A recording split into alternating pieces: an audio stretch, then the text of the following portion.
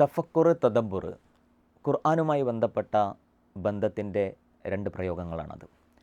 ഖുർആൻ പലയിടത്തും അല്ലാഹു സുബ്ഹാനഹു വ തആല നിങ്ങൾ ചിന്തിക്കുന്നില്ലേ, നിങ്ങൾ ആലോചിക്കുന്നില്ലേ എന്ന് ചോദിക്കാൻ വേണ്ടിയിട്ട് അഫലാ തതഫക്കറൂൻ എന്ന് ചോദിക്കുന്നുണ്ട്. ഈ തഫക്കുറും തദബ്ബുറും തമ്മിലൊരു വ്യത്യാസമുണ്ട്.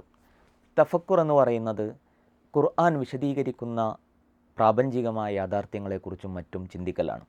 ആകാശത്തെയും ഭൂമിയെയും കാറ്റിനെയും കടലിനെയും രാവിനെയും പകലിനെയും ഒട്ടകത്തെയും വെട്ടുകാലിയെയും ഇങ്ങനെ ഖുർആൻ നമ്മളുടെ ചുറ്റിലും കാണുന്ന, നമ്മൾ അനുഭവിക്കുന്ന, നമ്മൾ കടന്നു പോകുന്ന ഓരോ കാര്യങ്ങളെക്കുറിച്ചും ധാരാളമായി വിശദീകരിക്കുന്നുണ്ട്.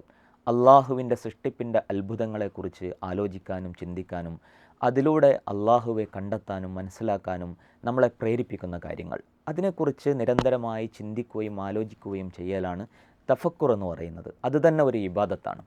അതുപോലെ വിശുദ്ധ ഖുർആൻ നമ്മളോട് തദബ്ബുറിനെ കുറിച്ച് പറയുന്നുണ്ട്. അഫലാ യതദബ്ബറൂനൽ ഖുർആൻ അം അലാ ഖുലൂബിൻ അഖ്ഫാലുഹ. നിങ്ങൾ എന്താണ് ഖുർആനിൽ ചിന്തിക്കാത്തത്?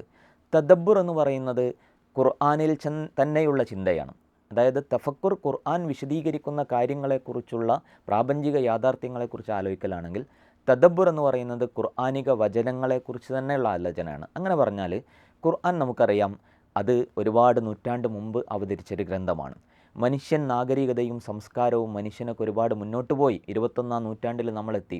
ഇനിയും ഒരുപാട് നൂറ്റാണ്ട് പിന്നിടാനുണ്ട്. ഖുർആൻ എന്ന് പറയുന്നത് മനുഷ്യാവസാനം വരെയുള്ള മനുഷ്യർക്ക് ഹിദായത്താണല്ലോ. അതുകൊണ്ട് ഖുർആൻ എല്ലാ കാലഘട്ടത്തിലും പ്രസക്തമാകുന്നത് ആ കാലഘട്ടത്തിലെ മനുഷ്യർ ആ വിശുദ്ധ ഖുർആനെ മുൻനിർത്തിയിട്ട്, കാലഘട്ടത്തിൻ്റെ സാഹചര്യങ്ങളെ മുൻനിർത്തിയിട്ട് ആലോചിക്കുമ്പോഴും ചിന്തിക്കുമ്പോഴുമാണ്. ദൈവിക വചനങ്ങൾ ഓരോ കാലഘട്ടത്തിലും എങ്ങനെയാണ് പ്രസക്തമാകുന്നത് എന്ന ചിന്തയാണ് യഥാർത്ഥത്തിൽ തദബ്ബുർ എന്ന് പറയുന്നത്. അത് എല്ലാവർക്കും ചെയ്യാൻ കഴിയുന്നൊരു പണിയല്ല. അത് ഇസ്ലാമിൽ ആഴത്തിൽ അറിവുള്ള, വിശുദ്ധ ഖുർആനെക്കുറിച്ചും ഇസ്ലാമിക പ്രമാണങ്ങളെക്കുറിച്ചും കൃത്യമായ ധാരണകളും വിവരങ്ങളുമുള്ള പണ്ഡിതന്മാർ നടത്തേണ്ട ഒരു പ്രക്രിയയാണ് തദബ്ബുർ എന്ന് പറയുന്നത്. തഫക്കുർ എന്നത് ഖുർആൻ വായിക്കുന്ന ഏതൊരാൾക്കും നടത്താൻ കഴിയുന്ന ഒരു പ്രക്രിയ കൂടിയാണ്.